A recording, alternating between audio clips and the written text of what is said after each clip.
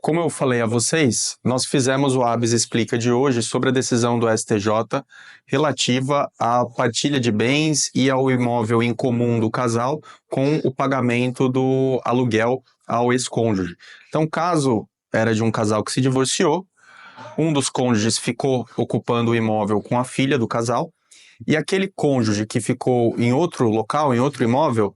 entrou na justiça em São Paulo pedindo o recebimento do aluguel proporcional à parte dele no imóvel, para que ele, de alguma maneira, se recebesse um ressarcimento do quinhão dele no imóvel. No entanto,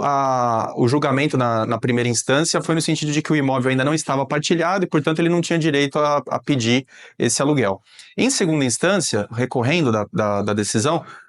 esse cônjuge teve sucesso no pleito e foi arbitrado um aluguel a ele, referente a 50% do aluguel do imóvel. No entanto, no recurso especial que foi ao STJ, ficou decidido que, pelo fato de a filha também ocupar o imóvel, seria a prestação de alimentos in natura e, portanto, ainda que ele tivesse com a ameação 50% do imóvel,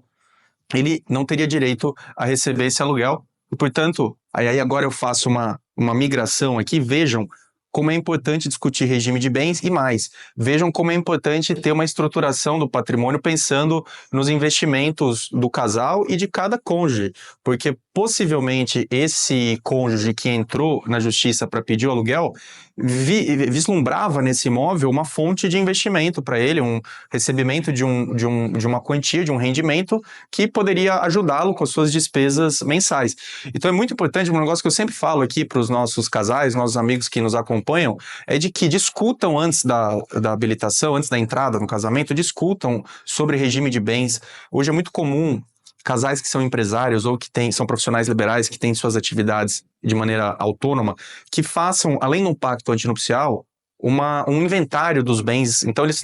nesse pacto, faz ainda um pacto em anexo, descrevendo os bens de cada um antes do casamento, detalhando o que cada um tem. Isso é muito importante. Participações societárias, ações,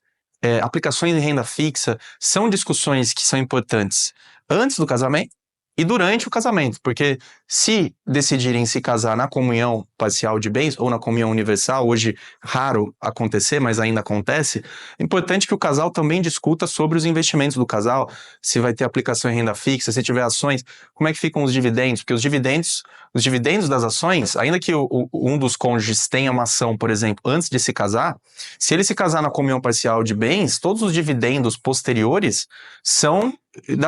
na minha ação, estão na comunhão de bens, e, portanto, em tese, 50% para cada um. Então, os impactos do regime de bens escolhido no casamento são enormes durante a vida do casal e vejam, nesse caso da decisão do STJ, com impactos até após o casamento. Esse ex-cônjuge provavelmente estava muito seguro de que teria uma renda com esse aluguel e se viu frustrado desse recebimento do aluguel. E aí tem que fazer todo um planejamento patrimonial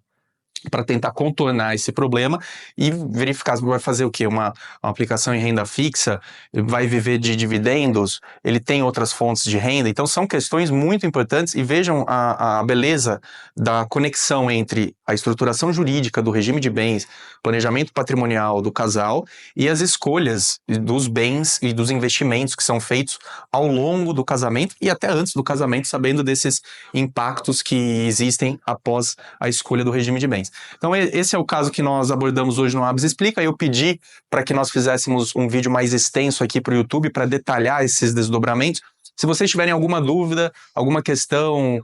ligada ao regime de bens ou ligada ao investimento do casal, alguma coisa, olha, isso aqui partilha, isso aqui, como é que fica isso? Isso aqui é dos dois? Qualquer dúvida que vocês tenham, mandem aqui nos comentários que nós vamos respondê-los o mais breve possível.